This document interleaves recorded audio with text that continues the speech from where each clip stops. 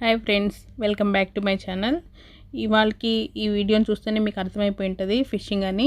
అవునండి, ఇది గాలానికి చిక్కిన చిన్న చేప అనమాట. ఏ చేప ఏ జాతి అని మాత్రం అడగద్దు, నాకు కూడా అర్థం కావట్లేదండి అది. కాకపోతే ఫిషింగ్ అంటే నాకు చాలా ఇంట్రెస్ట్, చూడడానికి మాత్రమే. ఇప్పుడు నేను ట్రై చేయలేదు, ఎందుకంటే చాలా ఓపిక ఉండాలి దానికి. ఇప్పుడు చూడండి, అతను గాలానికి చిన్న ఎర్రను వేసేసాడు. చిన్న రొయ్యను కానీ లేదంటే చిన్న చికెన్ పీస్ని కానీ ఏదైనా వేసి అలా పట్టేస్తారనమాట. వేసి దగ్గర ఒక 20 నిమిషాలు అట్లే ఉన్నారండి కదలకుండా. తర్వాత అప్పుడు చిన్నగా కదిలికి వచ్చింది, అందుకని చాలా ఫాస్ట్గా తీసేస్తున్నారండి వెనక్కి. అప్పుడు చూస్తే ఒక చేప అయితే దొరికిందండి.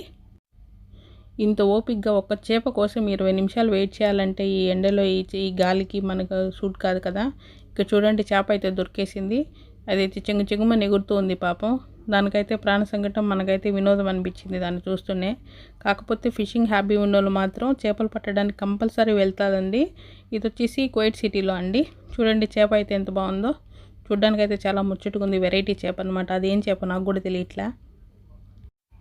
తర్వాత ఇంకొక ఫ్రెండ్స్ అయితే ఇలాగా వల తీసుకొచ్చి వేశారు. కాకపోతే అన్ని చిన్న బుడ్డపక్కలు పట్టినట్టు పడినాయండి. చిన్నవి చూడండి, చింగు అని ఎగురుతూ ఉన్నాయి. ఎంత ముచ్చటగా ఉన్నాయో. కాకపోతే మనకి ఇంటి దగ్గర పట్టినంత బాగా ఉండదండి ఇక్కడ, నాకు అనిపించింది. ఎందుకంటే కువైటీస్ అంటే సముద్రం లోపలికి వెళ్ళి పడతారు. వీళ్ళు జస్ట్ వారు మాత్రమే బీచ్ సైడ్ ఉండే సైడ్ మాత్రమే పట్టాలి. కాబట్టి వీళ్ళకి అలా మధ్యలో చూడండి ఇలా ఎండ్రకాయలు కూడా పడుతూ ఉంటాయి వాళ్ళని నాశనం చేయడానికి. చూసుకోండి. ఇది వచ్చేసి మేము ఇంటి దగ్గర ఉన్నప్పుడు మా మామయ్య వాళ్ళు వెళ్ళున్నారండి ఫిషింగ్కి. అప్పటి వీడియో అనమాట, చిన్నది. ఇలా ఉంటే క్లైమేట్ అయితే రోజు మొత్తం ఇక్కడే గడిపేయాలనిపిస్తుంది కదా. మీకేమనిపించిందో కామెంట్ సెక్షన్లో తెలియచేయండి ఫ్రెండ్స్. ఎలా ఉంది మా ఫిషింగ్ స్టోరీ? నచ్చితే లైక్ చేసి, సబ్స్క్రైబ్ చేసి, షేర్ కూడా చేయండి. బాయ్.